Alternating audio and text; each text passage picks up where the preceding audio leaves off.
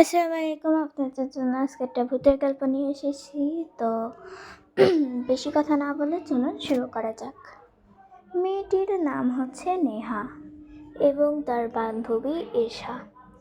এশা এবং নেহার মা বাবা নেই, শুধু বলতে তার চাচাই আছে।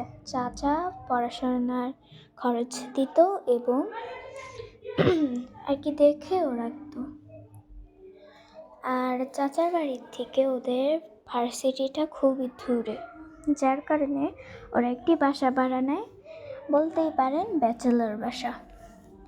তারপরে যে বাড়িওয়ালাটা আছে সে এসে বলল, মা তুমি তো আমার মেয়ের মতো, তোমাকে আমি বলছি যে তুমি ছাদের মধ্যে রাতের বেলা যেও না, সন্ধ্যা আর বিকাল আর রাতে যেও না, কারণ রাতে আর কি যাওয়া নিষেধ, সেই জন্যই তোমাদেরকে বললাম, এই অনুরোধটা আমার রেখো।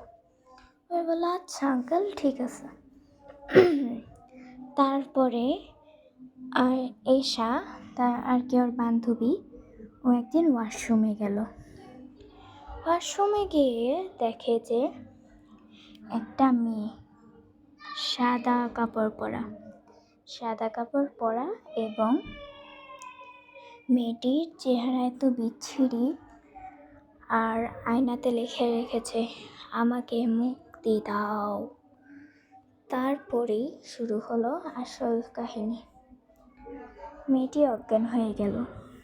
তারপরে নেহা এসে বলল, কি হয়েছে আর কি। তার পরের দিন আর যখন জ্ঞান ফেললো তখন বলল, তারপরে বলতেছে আমি না আর কি এমন দেখছি হয়েছে।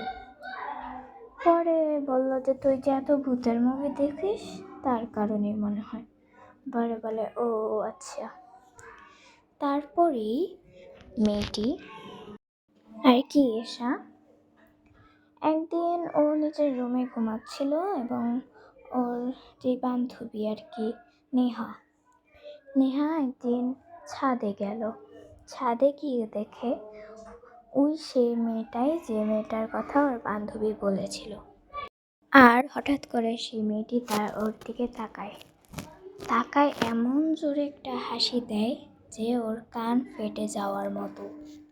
তারপরে ওই বললাম যে কান ফেটে গেছে পদ্মা।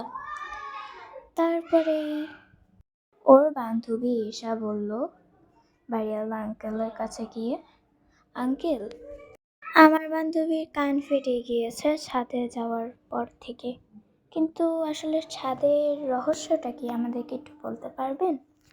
পরে ওদেরকে ধমক দিয়ে বলল, তোমাদেরকে আমি বলেছিলাম যে ছাদে যেও না। পরে বলল আঙ্কেল প্লিজ বলেন।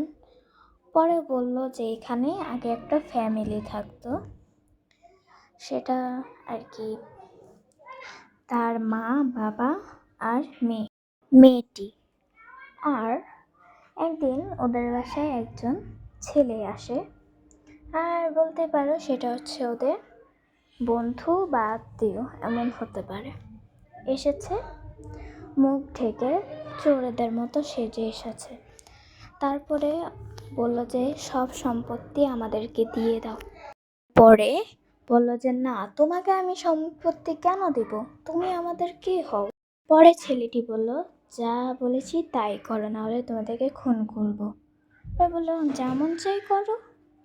পরে ওই যেই কথা সেই কাজ, খুনটা করে দিল। তারপরেই আর কি ওদের আত্মাটা ওই বাসায় রয়ে গিয়েছিল। এটা শোনার পরে ওদের গায়ে লোম দাঁড়িয়ে গেল। পরে ওরা বাসা ছেড়ে দিল।